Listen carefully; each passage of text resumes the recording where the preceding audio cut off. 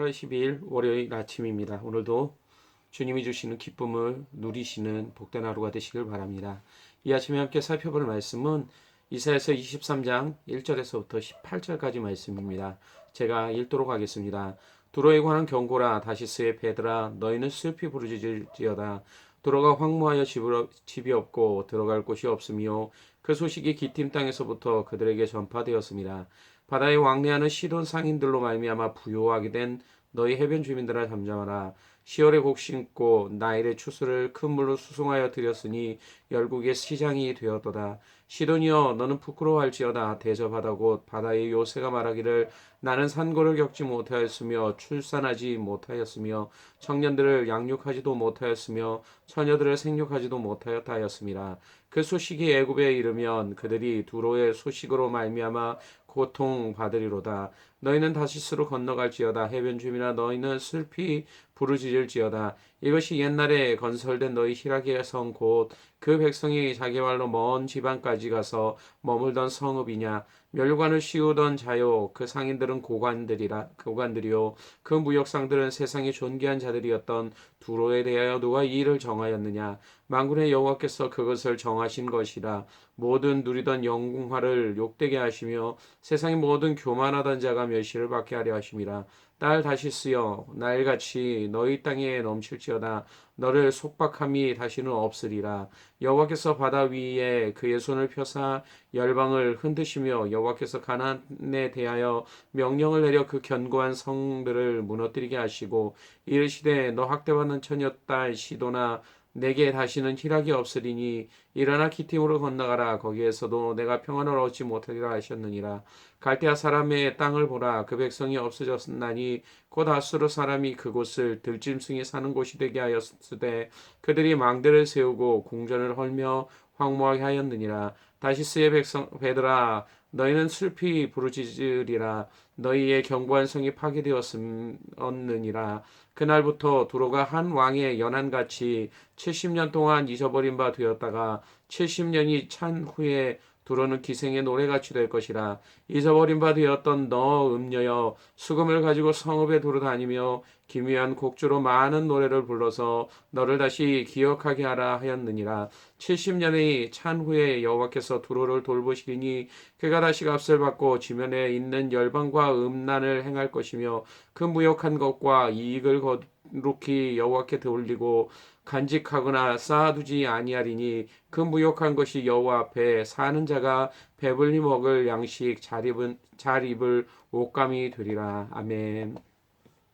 자녀들을 향한 부모의 책망은 어린 자녀에게는 때로는 두려움과 고통을 주게 되지만 그 안에는 자녀를 사랑하는 부모의 마음이 담겨져 있습니다. 올바른 길로 가기를 바라는 마음이죠. 하나님이 아들과 같이 너희를 대우하시니 어찌 아버지가 징계하지 않는 아들이 있으리요. 징계는 다 받는 것이거늘 너희에게 없으면 사생자요 친아들이 아니니라 라고 히브리서 12장 7절과 8절에서 말씀하신 것처럼 하나님도 사랑하는 자녀들을 징계하거나 심판하실 때가 있습니다. 이스라엘에 심판을 내리셨던 하나님이 그들의 회복을 말씀하셨습니다. 또한 주변 나라를 심판하셨던 하나님은 또다시 그들을 회복시키겠다라고 하시면서 우리를 향한 아버지의 마음이 무엇인지를 보여주셨습니다.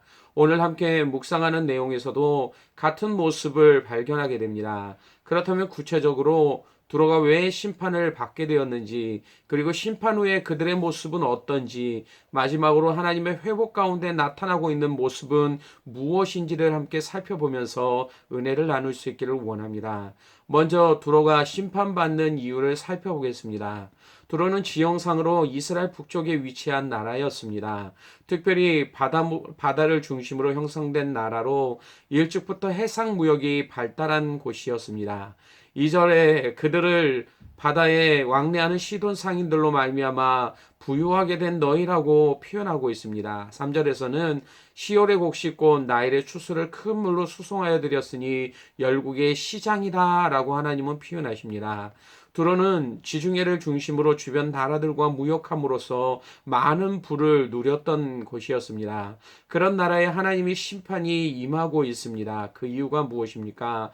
9절 말씀에 만군의 여호와께서 그것을 정하신 것이라 모든 누리던 영화를 욕되게 하시며 세상의 모든 교만하던 자가 멸시를 받게 하려 하심이라. 하나님이 그들을 심판하신 이유는 교만함 때문이었습니다. 이 교만은 그들이 누렸던 영화와 관계가 되어진 것들이었습니다. 인간의 교만함은 자신의 삶의 환경과 깊이 연결되어져 있습니다. 예를 들면 과거와 달라진 자신의 위치라든지 상황이 죄악된 인간의 마음과 연결되어질 때에 교만이라고 하는 죄의 형태로 드러나게 됩니다.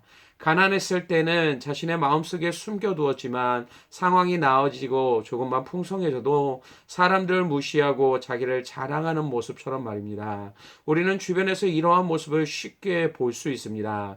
그런데 이 말은 인간의 교만함이 단순히 상황 때문에 생겨나는 결과라고 말하고 있는 것이 아닙니다. 인간은 본래 죄악된 존재입니다. 의인은 없나니 하나도 없다는 하나님의 말씀은 정답입니다.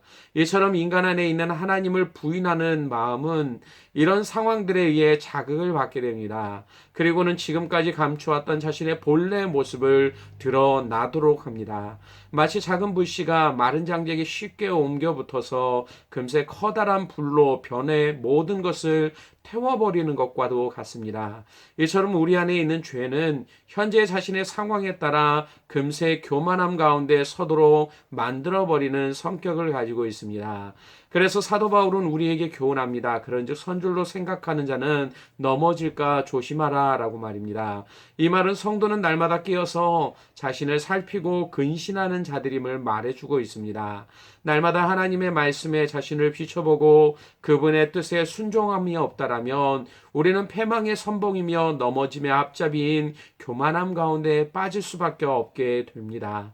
지금 두로가 그랬습니다. 부유함과 풍성함 가운데 있게 되자 그들은 자신의 힘과 재능을 자랑했습니다. 하나님을 인정하지 않았습니다. 결국 그들은 심판 가운데 멸시를 당하게 되었고 12절의 표현처럼 다시는 희락이 없는 삶이 그들 가운데 주어지게 되었던 것입니다.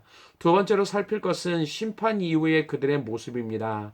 본문 15절에서부터 17절에는 다시 재건되는 두로의 모습에 대해 말씀하십니다. 그들은 15절에 70년간 잊어버린 바 되었지만 이후에 재건된 나라에서 또다시 무역을 하게 될 것입니다. 그런데 다시 재건된 두로를 나타내는 독특한 표현이 있습니다. 바로 음녀라고 하는 표현입니다. 17절에 그가 다시 값을 받고 지면에 있는 열방과 음란을 행할 것이다 라고 말씀하십니다. 그들은 자신들의 교만함 때문에 하나님의 심판으로 70년간 나라를 잃어버렸습니다.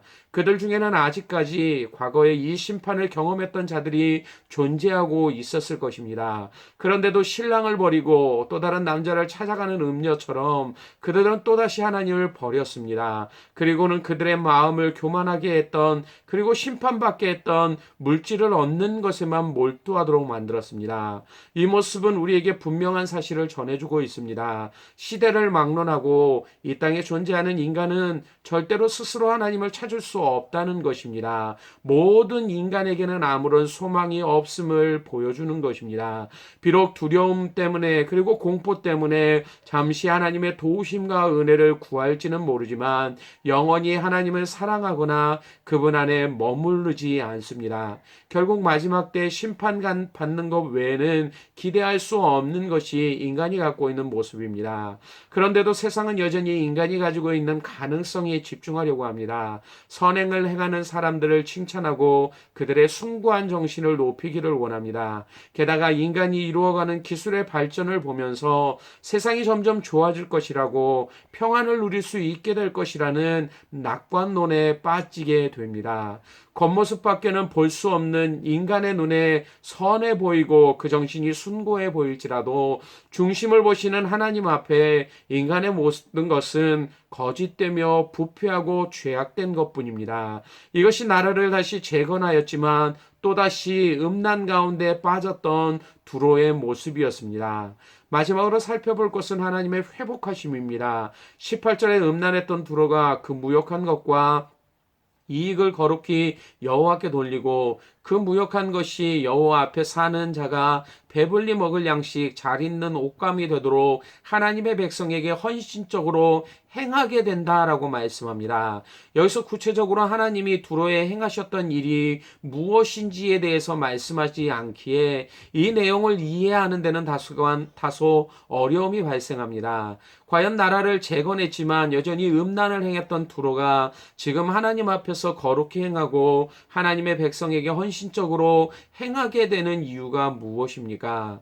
그들을 향한 하나님의 구속입니다. 하나님의 전적인 은혜를 통해 아무런 소망이 없는 오히려 다시 하나님을 향해 음란을 행했던 그들로 하여금 돌아오게 하신 것이었습니다. 멸망할 수밖에 없는 자를 향해 하나님이 베푸신 가장 커다란 선물이었습니다. 만약 이런 은혜가 없었다면 그 누구도 죄악에서 떠날 수 없습니다. 최후 심판까지 여전히 하나님을 대적하고 결국에는 멸망할 수밖에 없는 그러한 삶이 모든 인간에게 주어진 현실이기 때문입니다. 그러나 구속의 은혜를 경험하게 되면 삶이 달라지게 됩니다. 이사야서 60장 10절에서 11절에 내가 노하여 너를 쳤으나 이제는 나의 은혜로 너를 불쌍히 여겼은즉 이방인들이 내 성벽을 쌓을 것이요 그들의 왕들이 너를 섬길 것이며 내 성문이 항상 열려 주야로 닫히지 아니하리니 이는 사람들이 내게로 이방 나라들의 재물을 가져오며 그들의 왕들을 포로로 이끌어오게 된다라고 말씀하십니다. 요한계시록 21장 27절에서는 이렇게 행할 수 있는 자들을 가리켜 오직 어린 양의 생명책에 기록된 자라고 말하고 있습니다. 오늘도 우리에게 유일한 소망 되시는 분은 하나님이십니다. 오직 그분의 은혜로만 우리는 죄의 올무에서 벗어날 수 있게 되어집니다.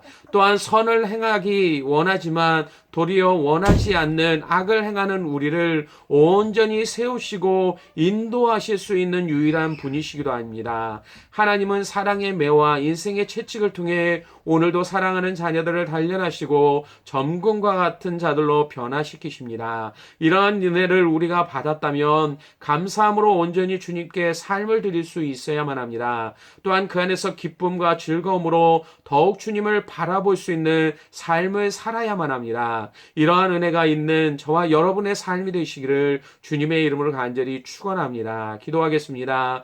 아버지 하나님, 오늘도 두로에게 내린 심판과 함께 그들이 심판받을 수 없는 그러한 이유와 그리고 심판 이후에 또다시 하나님 앞에 범죄할 수밖에 없는 인간의 연약함을 보게 하심을 감사합니다. 하나님의 은혜가 없이는 그 누구도 하나님을 기쁘시게 할 수 없는 것처럼 하나님이 그들을 회복시키자 그들로 하여금 자신의 것으로 거룩하신 하나님께 영광을 돌리며 하나님의 백성을 섬길 수 있는 삶으로 인도하셨던 것처럼 하나님 우리의 인생 가운데서도 이러한 은혜를 허락하여 주셔서 날마다 구원의 소망 되시는 하나님을 바라보게 하시고 날마다 새롭게 하시는 하나님의 능력과 은혜를 통하여서 온전히 하나님을 경배하며 예배하며 기쁨 안에 거할 수 있는 믿음의 삶을 살아가는 자들이 될 수 있도록 인도하여 주시길 원합니다. 오늘도 이러한 삶의 은혜를 우리 안에 부어주셔서 날마다 주님과 함께하는 기쁨을 누릴 수 있도록 함께하여 주시기를 원하며 예수님 이름으로 기도드리옵나이다.